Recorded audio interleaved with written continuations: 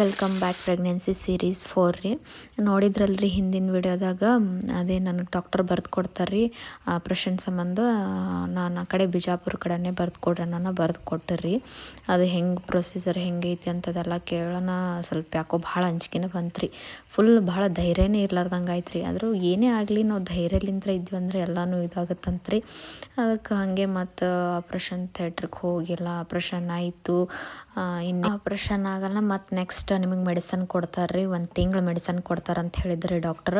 ಅದೆಲ್ಲ ನಾನು ಅಂದ್ಕೊಂಡೆ 1 ತಿಂಗಳೊಳಗೆಲ್ಲ ಮೆಡಿಸನ್ ಎಲ್ಲ ಕವರ್ ಆಗಿಬಿಡ್ತೈತಿ ಅಂತ ಹೇಳ ನಾನು. ಅದು ನನಗೆ ಮೆಡಿಸನ್ ಕೊಟ್ಟಿದ್ದು 4 ತಿಂಗಳದಾಯ್ತು ರೀ. 4 ತಿಂಗಳಾದಮೇಲೆ ಮತ್ತೆ ಎಲ್ಲ ನಾರ್ಮಲ್ ಐತಿಲ್ಲ ಅಂತೆಲ್ಲ ಚೆಕ್ ಮಾಡಬೇಕಾಗತ್ತೆ ಅಂತ ಹೇಳ ನಾನು. ಆಯಿತು 4 ತಿಂಗಳು ಟ್ಯಾಬ್ಲೆಟ್ ತೊಗೊಂಡ್ರೆ ಆಯಿತು ಅಂತ ನಾನು. ಅದು ಸ್ವಲ್ಪ ಯಾಕೋ ಮತ್ತೆ ಹೊಟ್ಟೆ ಬ್ಯಾನ್ ಆದಂಗೆ ಆಯ್ತು ರೀ.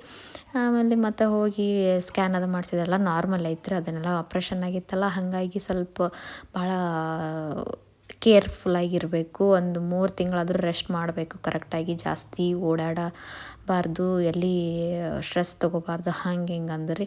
ಆಯ್ತು ಅಂಥೇಳಿ 1-2 ತಿಂಗಳಲ್ಲೇ ಊರ ಕಡೆನೇ ಇದ್ದೀವಿ ರೀ. ಆಮೇಲೆ ಈ ಕಡೆ ಮತ್ತು ಬರೋಣ ಮತ್ತು ಹಾಗೆ ನಡೀತ್ರಿ. ಇನ್ನು ಆಪ್ರೇಷನ್ ಆದಮೇಲೆ ಇನ್ನೇನು ಸ್ವಲ್ಪ ಬಾಡಿ ಎಲ್ಲ ರಿಕವರ್ ಆಗಬೇಕಲ್ರಿ. ಮೊದಲಿನಂಗೆ ಎಲ್ಲ ಬ್ಲಡ್ ಎಲ್ಲ ಕರೆಕ್ಟಾಗಿ ಆಗ್ಬೇಕಂತ ಹೇಳಿ ಒಂದು 3 ತಿಂಗಳು ರೆಸ್ಟ್ ಎಲ್ಲ ಆಯ್ತು ರೀ. 3 ತಿಂಗಳು ರೆಸ್ಟ್ ಆಗೋಣ 4ನೇ ತಿಂಗಳಿಗೆ ದವಾಖಾನೆಗೆ ಹೋಗೋಣ. ಇನ್ನೊಂದು ಸ್ವಲ್ಪ ಟ್ಯಾಬ್ಲೆಟ್ ಇದ್ದು ಅಲ್ರಿ, ಹಾಗಾಗಿ ಇದೊಂದು ತಿಂಗಳು ಟ್ಯಾಬ್ಲೆಟ್ ತಗೋರಿ ಅಂತ ಹೇಳಿದ್ರು ರೀ. 4ನೇ ತಿಂಗಳು ಗುಳಿಗಿನೂ ಇದ್ದು ಅಲ್ರಿ, ಅದಕ್ಕೆ ಹಾಗೆ ಮಾಮೂಲಿ ಅದೊಂದು ತಿಂಗಳು ಗುಳಿಗೆ ತೊಗೊಂಡ್ರೆ ಆಯಿತು ಅಂತ ಹೇಳಿ ನೆಕ್ಸ್ಟ್ ತಿಂಗಳು ಟ್ಯಾಬ್ಲೆಟ್ ಆದಮೇಲೆ ನೆಕ್ಸ್ಟ್ ತಿಂಗಳು ನಾನು ಕನ್ಸೀವ್ ಆಗೋಕ್ಕೆ ಟ್ರೀಟ್ಮೆಂಟ್ ಕೊಡ್ತೀನಿ ಅಂತ ಹೇಳಿದ್ರು ಡಾಕ್ಟ್ರ್. ಮತ್ತು ಸಿಗ್ತೀನಿ ರೀ ನೆಕ್ಸ್ಟ್ ವಿಡಿಯೋದಾಗ. ಯಾರು ಸಬ್ಸ್ಕ್ರೈಬ್ ಆಗಿಲ್ಲ ಸಬ್ಸ್ಕ್ರೈಬ್ ಮಾಡ್ಕೋರಿ. ಲೈಕ್ ಶೇರ್ ಕಮೆಂಟ್ ಮಾಡೋದು ಮರಿಬೇಡ್ರಿ.